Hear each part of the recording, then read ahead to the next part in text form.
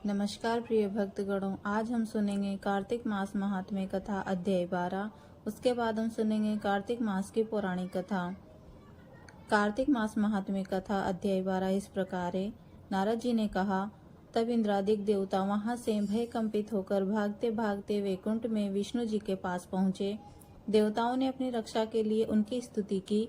देवताओं की उस दिन वाणी को सुनकर करुणा सागर भगवान विष्णु ने उनसे कहा कि हे देवताओं, तुम भय को त्याग दो, मैं युद्ध में शीघ्र ही जलंधर को देखूंगा। ऐसा कहते ही भगवान गरुड़ पर जा बैठे। तब समुद्र तनिया लक्ष्मी जी ने कहा, हे नाथ, यदि मैं सर्वदा आपकी प्रिया और भक्ता हूँ तो मेरा भाई आप द्वारा युद्ध में नहीं मारा जाना चाहिए। इस पर विष्णु जी ने कहा, अच्छा, यदि तुम्हारी ऐसी ही प्रीति है तो मैं उसे अपने हाथों से नहीं मारूंगा, परंतु युद्ध में अवश्य जाऊंगा, क्योंकि देवताओं ने मेरी बड़ी स्तुति की है। ऐसा कहकर भगवान विष्णु युद्ध के उस स्थान पर जा पहुँचे जहाँ पर जलंधर विद्यमान था। जलंधर और विष्णु का घोर युद्ध हुआ। विष्णु के तेज से कंपित देवता सिंहनाद करने लगे। फिर तो अरुण के अनुज गरुड़ के पंखों की प्रबल वायु से पीड़ित हो देते इस प्रकार घूमने लगे जैसे आंधी से बादल आकाश में घूमते हैं। तब अपने वीर दैत्य को पीड़ित देखते हुए जलंधर ने क्रुद्ध होकर विष्णु जी को उद्धत वचन कहकर उन पर कठोर आक्रमण कर दिया। यह थी कार्तिक मास महात्म्य कथा अध्याय 12। अब हम सुनेंगे कार्तिक मास की पौराणिक कथा। मास की पौराणिक कथा इस प्रकार है। एक नगर में एक ब्राह्मण दंपति रहते थे। वे दोनों प्रतिदिन 7 कोस दूर गंगा और यमुना नदी में स्नान करने जाते थे। इतनी दूर आने जाने से ब्राह्मण की पत्नी थक जाती थी। एक दिन उसने अपने पति से कहा कि हमारा एक पुत्र होता तो कितना अच्छा रहता। पुत्र की बहू आती तो हमें घर वापस आने पर घर पर खाना बना हुआ मिलता और बहू घर का काम भी कर देती। अपनी पत्नी की बात सुनकर ब्राह्मण ने कहा कि तूने बात तो सही कही है, चल मैं तेरे लिए बहू ला ही देता हूँ। ब्राह्मण ने कहा कि एक पोटली में आटा डालकर कुछ मोहरे रख दे। ब्राह्मण के कहे अनुसार उसने पोटली बांध कर दे दी।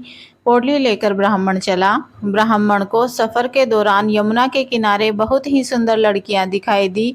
वे रेत में घर बनाकर खेल रही थी। उनमें से एक लड़की ने कहा कि मैं अपना घर नहीं बिगाड़ूंगी, मुझे तो रहने के लिए ये घर चाहिए।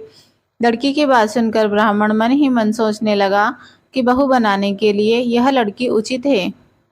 जब वह लड़की अपने घर को जाने लगी तब ब्राह्मण भी उसके पीछे पीछे उसके घर तक चला गया।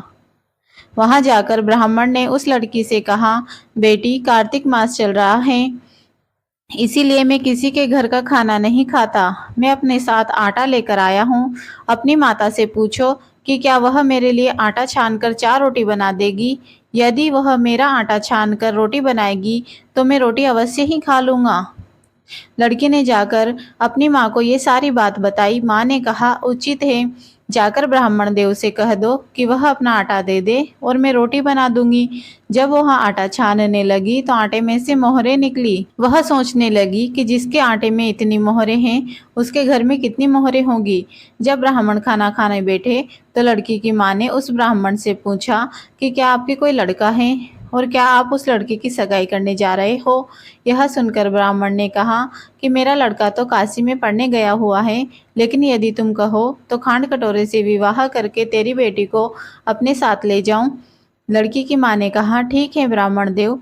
इस पर लड़की की माँ ने लड़की की खांड कटोरे से शादी करके ब्राह्मण के साथ भेज दिया। ब्राह्मण ने घर आकर कहा, रामू की माँ, दरवाजा खोलकर देख, मैं तेरे लिए बहू लेकर आया हूँ। ब्राह्मण की पत्नी भीतर से ही बोली, हमारे तो कोई औलाद नहीं है, तो बहू कहाँ से आ गई। दुनिया तो ताने मारती ही थी, अब आप भी मारने लगे।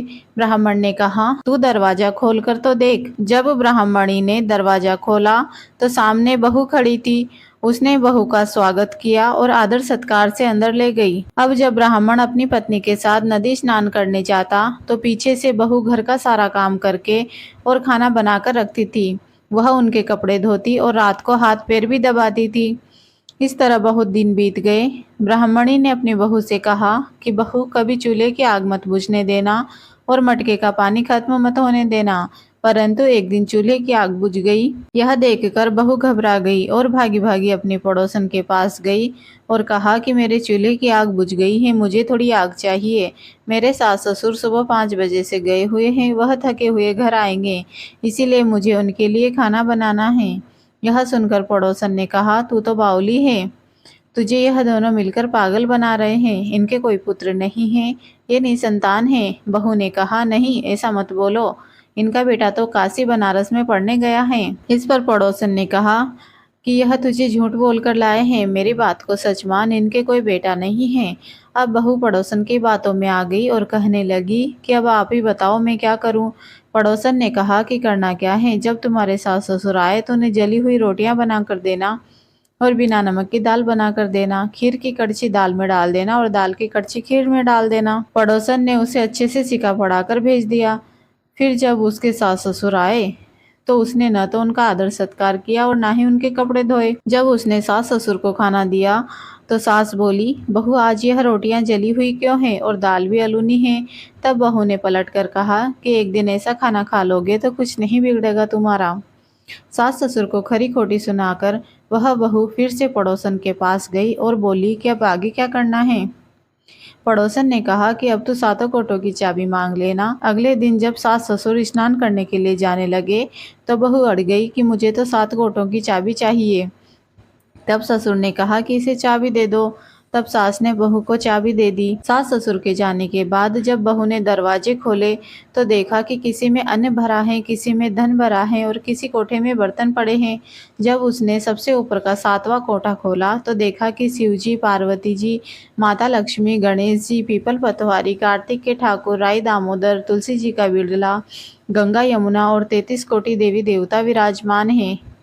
वहीं पर एक लड़का चंदन की चौकी पर बैठा माला जप रहा है। यह सब देखकर उसने लड़के से पूछा कि तुम कौन हो। तब लड़का बोला, मैं तेरा पति हूँ, अभी दरवाजा बंद कर दे, जब मेरे माता पिता आएंगे तब दरवाजा खोलना। यह सब देखकर बहू बहुत खुश हुई और 16 श्रृंगार कर सुंदर वस्त्र पहनकर अपने सास ससुर का इंतजार करने लगी।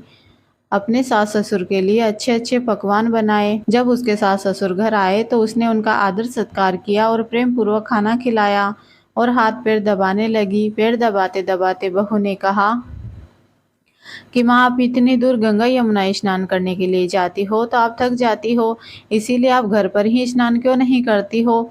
यह सुनकर सास कहने लगी कि बेटी, गंगा यमुना घर पर तो नहीं बहती। तब उसने कहा, हाँ माँ जी, बहती हैं, चलो मैं आपको दिखाती हूँ। जब बहू ने 7वां कोटा खोलकर दिखाया तो उसमें शिव जी, पार्वती जी, गणेश जी, लक्ष्मी जी, पीपल पतवारी, कार्तिक के ठाकुर, राय दामोदर, तुलसी जी का बिड़वा, गंगा यमुना बह रही है और 33 कोटि देवी देवता विराजमान हैं। वहीं चौकी पर बैठा एक लड़का माला जप रहा है। माँ ने उसे देख कर कहा कि बेटा तू कौन है। लड़का बोला, माँ मैं तेरा बेटा हूँ। तब ब्राह्मणी ने पूछा कि तू कहाँ से आया। लड़के ने जवाब दिया कि मुझे कार्तिकेय जी ने भेजा है। माँ ने कहा, बेटा यह संसार कैसे मानेगा कि तू मेरा बेटा है। माँ ने कुछ विद्वान पंडितों से मदद मांगी। पंडितों ने कहा, इस पार बेटा बहू खड़े हो जाएं, उस पार माँ खड़ी हो जाए। माँ ने चमड़े की अंगियां पहनी हो और छाती में से दूध की धार निकलकर बेटे की दाढ़ी मूछ भीगे और पवन पानी से गठजोड़ा बंधे, तब मानेंगे कि यह इस माँ का ही बेटा है। उसने ऐसा ही किया। चमड़े की अंगियां फट गई और छाती में से दूध की धार निकलकर बेटे की दाढ़ी मूछ भीग गई। पवन पानी से बहू बेटे का गठजोड़ बंध गया। यह सब देखकर ब्राह्मण और उसकी पत्नी की खुशी का ठिकाना न रहा। तो यह थी कार्तिक मास की कथा है। कार्तिक के ठाकुर जैसे ब्राह्मण और ब्राह्मणी को बहू बेटा दिया, वैसे सबको देना। कार्तिक मास की कथा कहने, सुनने और हुंकार भरने वालों पर सभी पर कृपा करना।